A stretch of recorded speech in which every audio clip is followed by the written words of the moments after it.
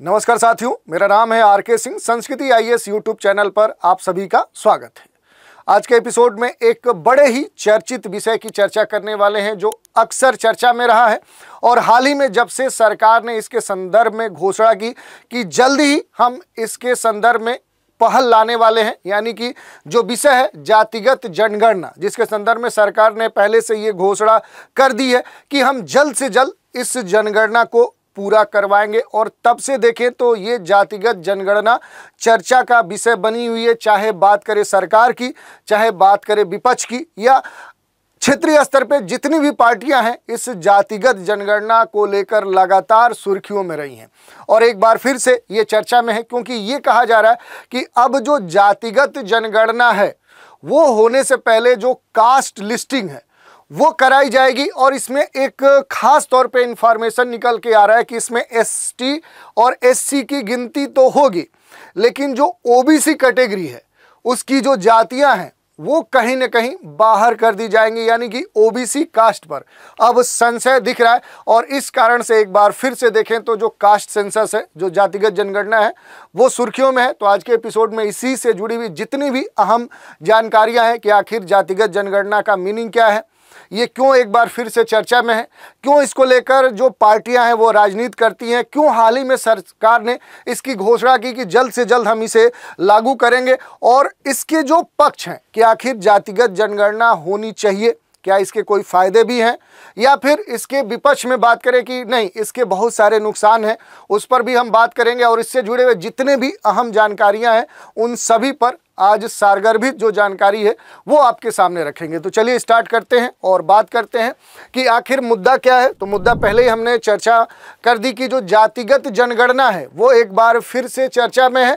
ये कहा जा रहा है कि जाति जनगणना से पहले अब कास्ट लिस्ट बनेगी, कास्ट लिस्ट बनेगी और सभी पार्टियों से सहमति सरकार लेगी। और इसके संदर्भ में ये भी कहा जा रहा है कि एससी एसटी कैटेगरी की जो जातियां हैं, जो कास्ट हैं, वो तो गिनती उनकी हो रही है इसमें, लेकिन ओबीसी जो कैटेगरी है उसकी जो जातियां हैं उन पर संशय है, यानी उन्हें बाहर रखा जा सकता है, उनकी काउंटिंग इसमें शामिल नहीं की जाएगी। और इसी कारण से एक बार मुद्दा ये फिर से गर्मा गया है और एक बार जातिगत जो जनगणना है वो चर्चा में आ चुकी है।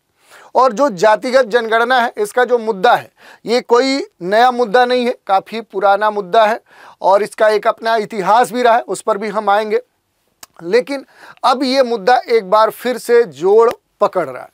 जो भी विपक्षी दल हैं वो लगातार सरकार पर जातिगत जनगणना के लिए लगातार दबाव बनाते रहे, चाहे वो केंद्रीय स्तर पे देखें चाहे राज्य स्तर पे देखें। और हाल ही में 30 अप्रैल 2025 को राजनयिक विषयों की जो कैबिनेट कमेटी है उसने जातिगत जनगणना कराने का फैसला भी ले लिया है। और इसी के संदर्भ में अगर हम देखेंगे तो अश्विनी जो वैष्णव हैं उन्होंने मीडिया को ये बताया था कि जातियों की जो गणना है अब आने वाली जो मूल जनगणना है उसमें शामिल कर ली जाएगी। राजनयिक मामलों के जो कैबिनेट कमेटी है उसमें प्रधानमंत्री नरेंद्र मोदी भी शामिल किए गए हैं। इसके अलावा इस कमेटी में देश के जो रक्षा मंत्री राजनाथ सिंह है, गृह मंत्री अमित शाह है, सड़क परिवहन जो मंत्री नितिन गडकरी हैं, वित्त मंत्री निर्मला सीतारमण है, वाणिज्य मंत्री पीयूष गोयल है, वो सब क्या है कि इस कमेटी में शामिल है। और ऐसे में जो जनगणना है इसके जो अंतिम आंकड़े हैं वो वर्ष 2026 के अंत या 2027 की शुरुआत में मिल सकेंगे, ऐसी एक कह सकते हैं कि एक चर्चा है। क्योंकि देश में पिछली जो जनगणना हुई थी वो काफ़ी पहले 10 वर्ष से अधिक हो चुके हैं, 2011 में हुई थी। इसे हर 10 साल में किया जाता है, लेकिन इसमें काफ़ी देरी हो चुकी है। एक तो कोविड जो पेंडेमिक्स था उस कारण से इसमें देरी देखने को मिली, उसके बाद भी बहुत सारे जो कारण हैं वो इसमें देखने को मिले हैं, जिस कारण से ये जनगणना अभी तक नहीं हो पाई है। इसी के संदर्भ में देखें तो जो देश के मंत्री हैं अश्विनी वैष्णव, उनका ये कहना है कि 1947 से जो जाति जनगणना है वो नहीं की गई है। कांग्रेस की सरकारों ने हमेशा जाति जनगणना का विरोध किया है। 2010 में पीएम मनमोहन सिंह ने कहा था जाति जनगणना के मामले पर कैबिनेट में विचार किया जाना चाहिए। इसके लिए मंत्रियों का एक समूह बनाया गया था। ज़्यादातर जो राजनीतिक दल थे उन्होंने जाति जनगणना की सिफारिश की, इसके बावजूद भी कांग्रेस ने इसके संदर्भ में महज खानापूर्ति की थी। ये बात कही गई है मंत्री जी के द्वारा, और उसने सिर्फ सर्वे कराना ही इसके लिए उचित समझा, इस तरह की बात इन्होंने कही है। अब इस पूरे मुद्दे में देखें तो जो जाति जनगणना है, जाति जनगणना से पहले देखें तो केंद्र सरकार जातियों की क्या करेगी, कास्ट लिस्टिंग करेगी। ये महत्वपूर्ण बात आ रही है कि अब जो कह सकते हैं कि जो जाति जनगणना होगी उसमें अब कहा जा रहा है कि इससे पहले कास्ट लिस्टिंग की जाएगी। ये महत्वपूर्ण बात यहाँ पर देखने को मिल रही है, ताकि ये सुनिश्चित किया जा सके, जो सूचियां बनाई जाएंगी जिससे पूरा जो डेटा है वो कलेक्ट कर लिया जाए। इस कारण से इस तरह की जो रणनीति है वो बनाई जा रही है। जातियों पर जो भी राजनीतिक सहमति है उसके लिए एक सर्वदलीय बैठक सरकार बुलाएगी और राजनीतिक पार्टियों के सुझाव और आपत्तियों के आधार पर ये जो लिस्ट है ये फाइनल की जाएगी। जो गृह मंत्रालय है, सामाजिक न्याय अधिकारिता मंत्रालय है, उसकी हाल में इसके लिए कहीं ना कहीं एक तय बैठक हुई और जाति जनगणना के लिए जो सामाजिक न्याय और मंत्रालय समन्वयक है वो रहेगा, वो इसके लिए काम करेगा। और जातियों की जो भी मान्य सूची है वो जरूरी है, क्योंकि देखें तो अनुसूचित जाति जनजाति की तो जो गिनती है उसमें कहीं ना कहीं इन्हें शामिल किया गया, लेकिन अब संशय कहां पर उठ खड़ा हुआ है, तो पिछड़े वर्ग ओबीसी के संदर्भ में जो अदर बैकवर्ड कास्ट है उससे जुड़ा हुआ जो असमंजस है वो कहीं ना कहीं अब सामने आ रहा है। और देश की जनगणना की जो प्रक्रिया है वो 2026 में शुरू होने की पूरी संभावना है। 2011 की जनगणना में देखें तो जाति उपजाति का जो आंकड़ा था वो काफ़ी अधिक था, उसमें अगर देखें तो ये लगभग 46.73 लाख था। ये अब कहीं ना कहीं घिरते हुए दिख रहा है। और आखिरी जो जाति जनगणना हुई थी वो काफ़ी पहले वर्ष 1931 में हुई थी, आज़ादी से पहले हुई थी, जिसमें देखें तो बहुत सारी जो जातियां थी उनकी संख्या 4000 से अधिक बताई गई थी। फिर मंडल कमीशन 1980 में देखें तो अनुमान लगाया था कि जो ओबीसी है, ओबीसी का जो कह सकते हैं कि जो प्रतिशत है वो कहा गया कि वो 52% है। तो इस तरह के जो भी कयास है वो लगाए गए थे। अनुसूचित जनजाति की 705 जो जातियाँ हैं, सामान्य श्रेणी की जातियाँ, उनकी आबादी 30% है। और जातियों के बाहर जो मुस्लिम, ईसाई, अन्य जो वर्ग की आबादी है वो भी 12% से अधिक है। तो ये जो संख्या है, ये जो अनुमान है, ये सर्वे आधारित है, लेकिन अब इसके संदर्भ में देखें तो सटीक जो जानकारी है वो जातिगत जनगणना के आधार पर ही मिल सकती है। तो इस कारण से देखें तो ये सारी बातें कहीं ना कहीं अब मूल मुद्दा बनते जा रही हैं। अब थोड़ा सा पहले बात कर ले कि आखिर ये जो पूरा मुद्दा है जिसमें बार बार कास्ट सेंसस आ रहा है, जाति जो जनगणना है, आखिर वो है क्या? तो देखिए इसका बेसिक सा जो मीनिंग होता है कि जाति जो जनगणना है, ये जो जनसंख्या गणना है, इस दौरान नागरिकों से उनकी जो जाति है, उनकी जो कास्ट है, उसकी जानकारी लेना और उसका जो एक ऑफिशियल जो रिकॉर्ड है वो बनाना, यही जातिगत जनगणना है। और भारत में आखिरी बार जो जातिगत जनगणना हुई थी वो एक कहा जाता है कि ये जातिगत जो गणना है वर्ष 1947 या 1931 में हुई थी। उसके बाद से अब तक केवल अनुसूचित जाति जो एससी है और अनुसूचित जो जनजाति एसटी है उसकी ही गणना होती रही है। अन्य पिछड़ा जो वर्ग है ओबीसी है, इनके साथ सभी अन्य जातियों की गणना अभी तक नहीं की गई है। और इस कारण से ये जो मुद्दा है ये लगातार चर्चा में रहता है। इसकी डिमांड राष्ट्रीय स्तर पे, राज्य स्तर पे, क्षेत्रीय स्तर पे ये लगातार उठाई जाती रही है। अब यहाँ पर एक दो प्रश्न महत्वपूर्ण हो जाते हैं। जैसे अगर बात करें कि यहाँ पर जो मूल मुद्दा है कि क्यों है जाति जनगणना की ज़रूरत, आखिर इस जनगणना की ज़रूरत को बार बार क्यों महसूस किया जाता है? तो देखिए जाति जनगणना के पक्ष में भी तर्क दिए जा सकते हैं। सबसे जो महत्वपूर्ण इसका कारण बताया जाता है कि जो भी सरकार की नीतियां हैं, जो योजनाएं हैं, उनको प्रभावी रूप से लागू करने के जो सटीक सामाजिक आंकड़े हैं वो उपलब्ध नहीं होने के कारण इस तरह की जो नीतियां हैं, जो योजनाएं हैं, जो स्कीम्स हैं, जो पहल हैं, उनको सही तरीके से लागू नहीं किया जा पा रहा है।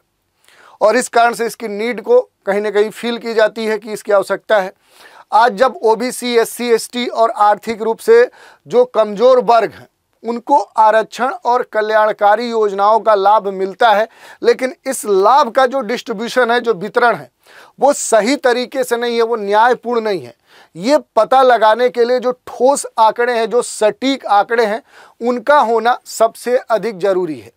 और इसी के संदर्भ में जो भी विषय विशेषज्ञ हैं उनका ये भी कहना है कि जातिगत आंकड़े जो हैं वो सामने आने से ये तय करना आसान होगा कि कौन सी जो जाति है वो वास्तव में सामाजिक आर्थिक रूप से पिछड़ी है। ये सबसे महत्वपूर्ण मुद्दा है। यहाँ पर देखिए, इसका जो सबसे महत्वपूर्ण कारण है वो ये है कि सोशियो इकोनॉमिक दृष्टिकोण से अगर हम देखें तो ये कहा जा रहा है कि जो भी इसमें जाति है वो पिछड़ी है, इसका पता लगाना सबसे महत्वपूर्ण विषय है।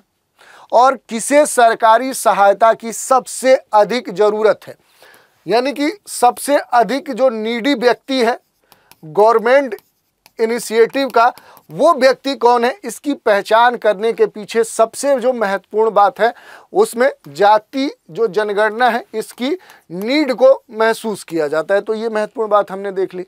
अब क्या हो सकता है इसका असर, थोड़ा सा उस पर हम संक्षिप्त रूप से बात करेंगे। जाति जो जनगणना है जिसकी बात की जा रही है, ये करने के बाद इसका इम्पैक्ट क्या होगा, इस पर थोड़ा सा प्रकाश डाल लेते हैं। जैसे नीतियों में बड़े स्तर पे बदलाव हो सकता है, क्योंकि देखें तो जो भी अपने देश में अगर हम बात करेंगे जो क्या है, आरक्षण है। आरक्षण एक महत्वपूर्ण मुद्दा है। तो आरक्षण के संदर्भ में जो पूरा इसका क्लासिफिकेशन है, जो आरक्षण का वर्गीकरण है, वो एक महत्वपूर्ण मुद्दा है। और इस वर्गीकरण के संदर्भ में हम देखें तो एक तरह से जो ओबीसी की बात की जाती थी, और इसमें भी क्या है कि जो क्रीमी लेयर है, ये जो एक खास स्थिति बनाई गई है। और जो योजनाओं के लक्षित जो लाभार्थी हैं, उन लक्षित लाभार्थियों में क्या किया जा सकता है, खास स्तर पे संशोधन किया जाता है। तो ये एक महत्वपूर्ण विषय हो जाएगा। इसका पॉलिटिकल इम्पैक्ट भी देखने को मिलेगा। जैसे जाति आधारित जो भी वोट बैंक है, उस वोट बैंक के संदर्भ में ये कहीं ना कहीं प्रभावी हो सकता है। उसकी जो सटीकता है वो बढ़ सकती है, जिसे किसी भी चुनावी रणनीति में जब भी इलेक्शन होगा तो उसमें स्ट्रेटजी के तौर पे इसका इस्तेमाल किया जा सकता है। जिस कारण से देखें तो जो गठबंधन है उनमें एक बड़ा बदलाव आ सकता है। ये भी हो सकता है किसी जाति में कितने लोग हैं, जैसे जाति जनगणना है वो होने से किस जाति के कितने लोग हैं उसके बारे में जो सही जानकारी है कि किसी भी कास्ट के संदर्भ में जो टोटल नंबर ऑफ जो पॉपुलेशन है वो कितना है, ये एग्जैक्ट पता चल जाएगा। आरक्षण देना, जो आरक्षण की मांग होती है वो देना आसान हो जाएगा, क्योंकि अगर पिछड़ी जाति के लोग ज़्यादा हैं तो उन्हें ज़्यादा आरक्षण देने का दबाव होगा। और अभी भी कई ऐसी जातियां हैं जिनको आरक्षण का लाभ नहीं मिलता है, उन्हें भी फ़ायदा प्राप्त होगा। तो इस तरह के इम्पैक्ट देखने को मिलेंगे। अगर थोड़ा जातिगत स्थिति की हम बात कर लें तो देश में जो जातियों की स्थिति है, SC ST की अगर हम बात करें तो इनकी जो जातियों की आबादी है, अगर प्रतिशत की बात करें तो SC की जो जातियां हैं इनका जो कुल पॉपुलेशन है उसमें जो परसेंटेज है, जो अनुपात है, जो भाग है वो 16% से अधिक है। जबकि अगर ST जो जातियां हैं उनके अगर प्रतिशत की बात करें तो ये 8.6% है। लेकिन आपको ध्यान देना है कि ये जो आंकड़ा है ये कब का है, तो ये आंकड़ा 2011 का जो जनगणना हुआ था, जो सेंसस है उसका आंकड़ा है। और अब क्या है कि अब ये आंकड़ा पूरी तरह से क्या होगा, ये आंकड़ा अब बदल चुका है। ये तो स्पष्ट तौर पे माना जा सकता है, क्योंकि लगभग 10 वर्ष से अधिक समय हो गया। आप देखेंगे तो 11 से 21 10 वर्ष और इधर 4 लगभग 15 साल से ऊपर होने जा रहे हैं। तो इस बीच में जो पॉपुलेशन है, जो जनसंख्या है वो पहले से काफ़ी अधिक हो चुकी होगी। और इन आबादियों में भी जो इनका अनुपात है वो भी क्या हो चुका होगा, ये कहीं ना कहीं बदल चुका होगा। अब ये नया जो सर्वे होगा, जो सेंसस आएगा, उसमें पता चलेगा कि इनका अनुपात वर्तमान में कितना है। तो ये महत्वपूर्ण बात है।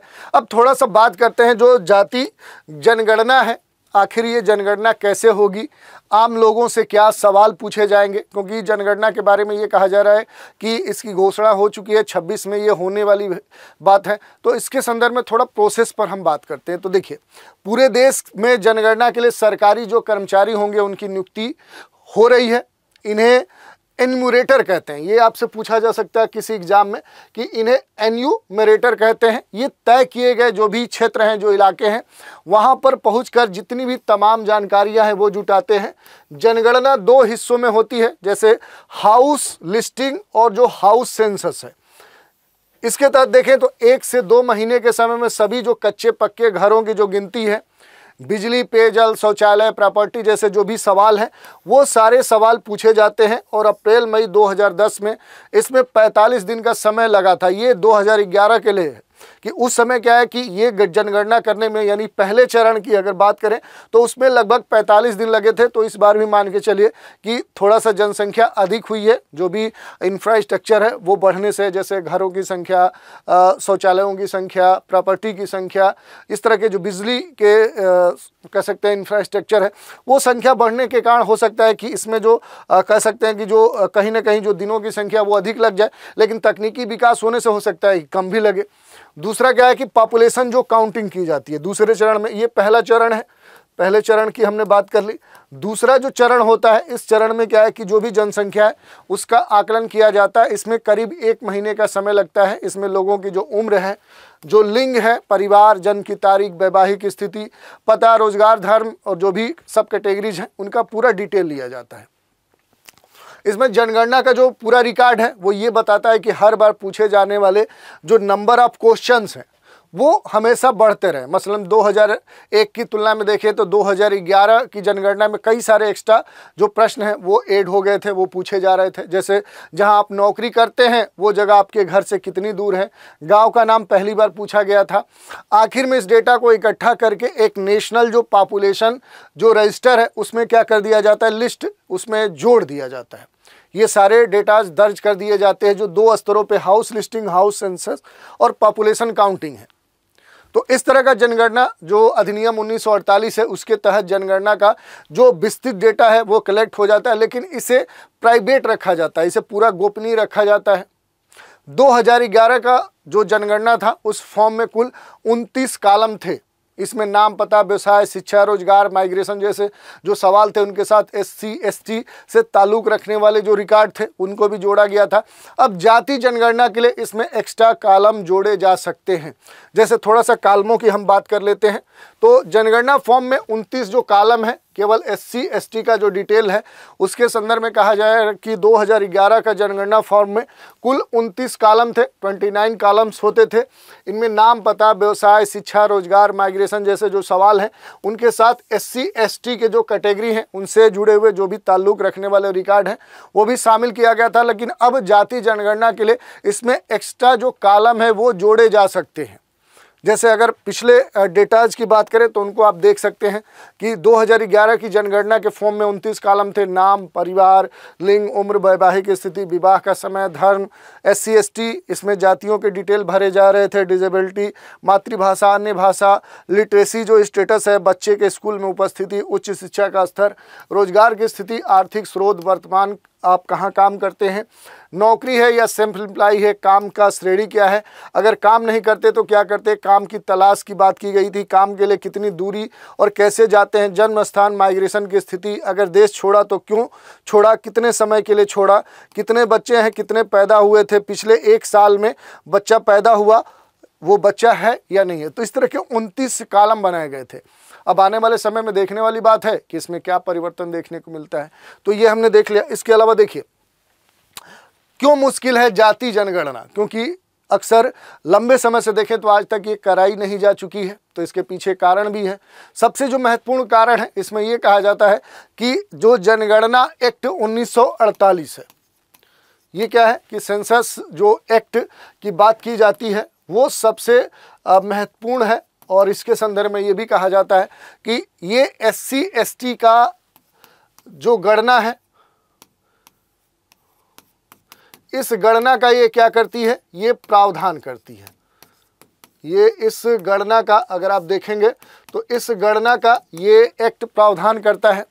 OBC की जो गणना है इसके लिए इस एक्ट में क्या करना होगा, संशोधन करना होगा। अगर सेंसस में OBC को ऐड करना है उसके लिए तो इसमें क्या करना होगा, इस एक्ट में संशोधन करना होगा। इसमें OBC की जो जातियां हैं उनके आंकड़े कहीं ना कहीं शामिल करने के लिए। और 2011 की जनगणना के अनुसार देखें तो जो जातियों का कहीं ना कहीं जो संख्या थी वो ऐड किया गया था। ऐसे में देखें तो जो आबादी है उस आबादी के हिसाब से आने वाले समय में जो आंकड़ा है वो पूरी तरह से बदल जाएगा। तो ये एक सबसे बड़ा कारण है। दूसरी बात करें कि 2011 में सामाजिक आर्थिक जो जनगणना हुई उसके जो आंकड़े हैं उसके संदर्भ में भी लगातार संशय देखने को मिला है। जैसे अगर आप बात करेंगे तो मनमोहन सिंह की सरकार जो थी 2011 में सामाजिक आर्थिक जातिगत जनगणना करवाई गई थी। इसे ग्रामीण विकास मंत्रालय, शहरी विकास मंत्रालय और जो होम मिनिस्ट्री है उसने करवाया था। हालांकि इस सर्वेक्षण के जो आंकड़े हैं कभी भी सार्वजनिक स्तर पे पब्लिश नहीं किए गए। ग्रामीण विकास मंत्रालय की जो वेबसाइट है उस पर इसके SC/ST हाउस होल्ड के जो आंकड़े थे वो जारी किए गए, लेकिन अभी इसके जो आंकड़े वो सही तरीके से सरकार ने दिए नहीं हैं। तो इस तरह की जो बातें हैं वो देखने को मिली हैं। अब इसमें अगर थोड़ा सा हिस्टोरिकल बैकग्राउंड की बात करें कि जो अंग्रेज थे क्या वो जातिगत जनगणना कराते थे, तो देखिए आज़ाद भारत में देखें तो इसका एक इतिहास मिलता है। अगर देखें तो 1881 में देश में पहली बार अंग्रेज़ों ने जनगणना करवाई। इसमें जातियों को भी कहीं ना कहीं जो गिनती है वो की जाती थी। उसके बाद 1931 तक ऐसा ही चलता रहा। 1941 में जो जातिगत जनगणना है वो तो हुई, लेकिन इसके जो आंकड़े हैं वो पब्लिश नहीं किए जा सके। तो ये इसका इतिहास है और इसके अलावा भी इससे बहुत सारी जुड़ी हुई जो जानकारियां हैं वो हैं। अब इस समय क्या है कि चूँकि जो अपने देश के गृह मंत्री हैं उन्होंने जनगणना के संदर्भ में घोषणा पहले भी की है। 2025 में उन्होंने बोल दिया है, केंद्रीय अमित शाह ने कहा था कि 2025 में जनगणना शुरू हो सकती है, 2026 तक प्रकाशित हो सकता है। लेकिन अब देखने वाली बात है क्योंकि इसके संदर्भ में जो प्रतिपक्ष है वो हमेशा डिमांड करते रहा है कि इतने लंबे समय से सरकार शासन में है तब भी ये जनगणना नहीं करवा रही है। इसका मतलब यही है कि वो जानबूझकर चाहती नहीं है कि जनगणना हो। तो इस तरह के जो मुद्दे हैं वो लगातार चर्चा में रहे। इसके अलावा देखें तो मुसलमानों में भी देखें तो कई तरह की जातियां हैं, उनके संदर्भ में भी लगातार जाति जनगणना के संदर्भ में प्रश्न उठ रहे हैं कि क्या उनकी भी जनगणना होगी। ये बड़ा ही महत्वपूर्ण प्रश्न है। तो देखिए जो भी पॉलिटिकल एनालिस्ट हैं, रशीद जैसे किदवई हैं, उनका ये कहना है कि मुसलमानों में भी कई पिछड़ी जातियां हैं और उनकी भी गिनती की जाएगी। ये एक प्रश्न है। मुख्य समस्या क्या है कि जनगणना के बाद शुरू ये होगी जब इसे लेकर योजनाएं और जो भी आरक्षण है वो लागू करने की मांग होगी। मुसलमानों के अलावा महिला और अन्य किसी जाति वर्ग को लेकर भी नए सिरे से बहस छिड़ सकती है। तो ये भी एक मुद्दा है कि आने वाले समय में ये भी देखने को मिल सकता है कि मुसलमानों के संदर्भ में उसमें कई सारी जो सब कैटेगरीज हैं उनके संदर्भ में डिमांड उठ सकती है। इसके अलावा हमने बार बार डेटा ये देख लिया कि SC/ST की जो जाति जनगणना है वो क्यों होती है। ये एक महत्वपूर्ण प्रश्न है क्योंकि अब तक यही देखने को मिला है कि जो एक्ट है उसमें ये बात कही गई है कि इसकी जनगणना शामिल है, लेकिन OBC के संदर्भ में कोई प्रावधान नहीं है। तो देखिए 1951 से लेकर 2011 तक 10 साल पर होने वाली जो जनगणना है इसके पीछे क्या है कि संवैधानिक कारण है। इसमें SC/ST का जो उल्लेख है वो किया गया। दरअसल संविधान की जो धारा 330 है, 332 है, ये प्रावधान है कि SC/ST जो समुदाय है उनकी जनसंख्या के आधार पर उनके लिए लोकसभा और राज्यसभा की जो सीटें हैं वो रिजर्व की जाएंगी और बिना सही जनसंख्या का पता लगाए ये जो अनुपात है जिसके संदर्भ में ये प्रावधान दिया गया है इसे नहीं निर्धारित किया जा सकता। इसीलिए 10 साल में होने वाली जो जनगणना है उसके साथ SC/ST के जो आंकड़े हैं वो भी क्या किए जाते हैं, रिलीज किए जाते हैं, जारी किए जाते हैं। अब इसमें सबसे महत्वपूर्ण बात है कि 2011 के बाद 2021 में जनगणना हुई नहीं, इसलिए अभी तक SC और ST दोनों के संदर्भ में आप देखेंगे तो दोनों कैटेगरीज के संदर्भ में सीटों का जो रिजर्वेशन है अभी तक क्या है कि 2011 का जो सेंसस आया था उसके आंकड़े और उन कह सकते हैं अनुपातों के आधार पर ही किया जा रहा है कि उसमें जितना भी SC/ST का जो टोटल पॉपुलेशन था, इनका जो परसेंटेज था उसके आधार पर ये अब तक कहीं ना कहीं देखें तो खास तौर पे जो कहा गया है कि लोकसभा और राज्यसभा पे जो सीटें हैं रिजर्व वो सेंसस 2011 के तहत ही चल रहा है। समय समय पर पिछड़ी जो जातियां हैं उनके रिजर्वेशन के लिए देखें तो जो सभी जातियां हैं उनकी जो जनगणना है उनकी भी मांग की जाती रही है, लेकिन इसके लिए संविधान में कोई प्रावधान नहीं। हालांकि इस साल बिहार और कर्नाटक में देखें तो वो कई सारे जो राज्य हैं उन्होंने जातिगत सर्वे करवाए। खासतौर पे बिहार सरकार ने 2023 में ही इसके आंकड़े जारी कर दिए थे। तो ये एक पहल राज्य स्तर पे की जा चुकी है। अब देखने वाली बात है कि इसे केंद्रीय स्तर पे कैसे किया जा सकता है। 2011 का जो कास्ट सेंसस है उसके जो आंकड़े हैं वो सार्वजनिक नहीं किए गए। तो इस तरह के जो डेटा है ये कास्ट सेंसस नहीं है, बल्कि सामाजिक आर्थिक जो जनगणना हुई थी उसके जो आंकड़े हैं वो जारी नहीं किए गए थे। इसके अलावा बहुत सारे जो डेटा है उनको आप देख सकते हैं। सबसे महत्वपूर्ण बात यहाँ पर देख सकते हैं, जो जातिगत जनगणना है इस पर अलग अलग पार्टियों के जो स्टैंड है वो अलग अलग रहे। क्यों रहे? तो सभी पार्टियां अपने हितों को साधने के लिए इस तरह के जो स्टैंड है वो रखती हैं। इसके अलावा भी बहुत सारी बातें हैं जिन पर हम चर्चा कर सकते हैं। ये पहले हमने देखा कि कई बार क्या है, जातिगत जनगणना से जुड़े हुए जो मुद्दे हैं उन पर लगातार बात उठती रही है। इसको लेकर ये एक लंबा इतिहास रहा है। इसके अलावा जो सबसे महत्वपूर्ण बात यहाँ पर आ रही है कि क्या जातिगत जनगणना के संदर्भ में कहा जा रहा है कि जो आरक्षण है उस पर 50% की जो लिमिट है क्या वो समाप्त कर दी जाएगी? ये बड़ा ही महत्वपूर्ण प्रश्न है, क्योंकि जातिगत जनगणना में सिर्फ अलग अलग जाति के लोगों की ही गिनती क्या होगी। तो इस आधार पर अभी भी किसी जाति को कोई फ़ायदा नहीं मिलेगा। और हालांकि इस जनगणना के आधार पर जिसकी जितनी संख्या होगी उसी अनुपात में हिस्सेदारी की मांग तेजी होगी। और ऐसे में जो 50% जो आरक्षण है, ये जो एक कह सकते हैं कि कैप है, ये हटाने का कहीं ना कहीं मुद्दा उठेगा।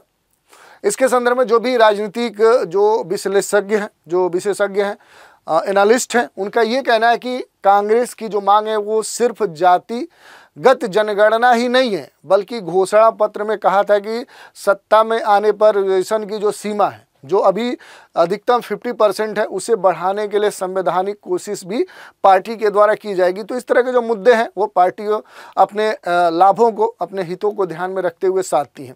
ये अलग बात है। लेकिन सबसे महत्वपूर्ण बात है कि जो जाति जनगणना है इसके क्या पॉजिटिव कह सकते हैं कि सिग्निफिकेंस है, निगेटिव क्या है। तो देखिए, थोड़ा सा हम बात करें।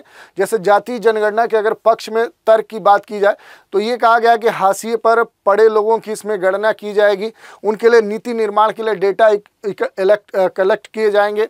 जो भी जातियां हैं, जातियों के संबंध में बिना विश्वसनीय जो आंकड़े हैं उसके सामाजिक कल्याण की जो योजनाएं हैं वो सही तरीके से लागू नहीं की जा सकती हैं। तो अब जब आंकड़े आ जाएंगे तो फिर उन नीतियों को सही तरीके से लागू किया जा सकता है। पिछड़े वर्गों की जो गणना है उससे उनकी जो शैक्षणिक, आर्थिक, सामाजिक जो स्थिति है उसके बारे में सटीक जानकारी प्राप्त हो जाएगी और उन्हें कहीं ना कहीं एक तरह से न्याय संगत जो योजनाएं हैं, जो आरक्षण है वो प्राप्त हो सकता है। तो इस तरह के जो डेटा है वो दिए जा सकते हैं। लेकिन इसके खिलाफ भी बहुत सारे तर्क दिए जाते हैं। जैसे कहा जाता है कि जो जाति जनगणना है ये जातियों के भीतर जाति की बात करता है।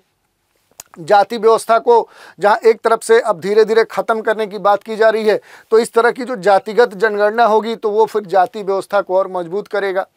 डेटा में अशुद्धियां और हेरफेरी भी की जा सकती है। जाति जनगणना के एकत्र किए गए जो डेटा हैं उनको राजनीतिक या अन्य हितों को साधने के लिए किया जा सकता है। तो इस तरह की बातें कही जा रही हैं। इससे गरीबी और जो असमानता है वो और बढ़ेगा।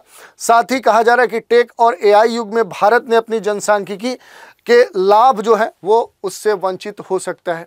तो इस तरह की भी बातें कही गई हैं। तो इसके पॉजिटिव और निगेटिव इम्पैक्ट दोनों यहाँ पर हम देख सकते हैं। इसके अलावा अगर हम डेटाज की बात करें तो सामाजिक, आर्थिक और जातिगत जो जनगणना हुई थी उसको जो डेटा है उनको हम देख सकते हैं कि आखिर इसके बारे में क्या डेटा रिलीज किए गए थे। ये सारी बातें आपके सामने हैं। अब आज की चर्चा पर आधारित एक प्रश्न देख लेते हैं। भारत में जनगणना किस अधिनियम के अंतर्गत की जाती है? ये बड़ा ही महत्वपूर्ण प्रश्न है। जैसे 1848 के जनगणना अधिनियम, वर्ष 1912 के जनगणना अधिनियम, वर्ष 1948 के जनगणना अधिनियम या वर्ष 1947 का जो जनगणना अधिनियम। तो भारत में जो जनगणना है वो किस एक्ट के तहत की जाती है, यही आपसे प्रश्न पूछा गया। इस प्रश्न का उत्तर आपको हमें कमेंट के माध्यम से देना है। तो आज हमने बात कर ली जाति जनगणना के संदर्भ में, एक बार फिर से चर्चा में है। तो क्यों चर्चा में है और जाति जनगणना होती क्या है, इसकी आवश्यकता क्यों है, इसकी आवश्यकता के संदर्भ में ये भी कहा जा रहा है कि इसके निगेटिव पक्ष क्या है, पॉजिटिव पक्ष क्या है, और इससे जुड़े हुए जितने भी अहम पहलू थे, जितनी भी जानकारियां थी, उन पर हमने डिटेल से बात की। तो आज के एपिसोड में इतना ही। आप सभी हमारे साथ बने रहें, इसके लिए धन्यवाद।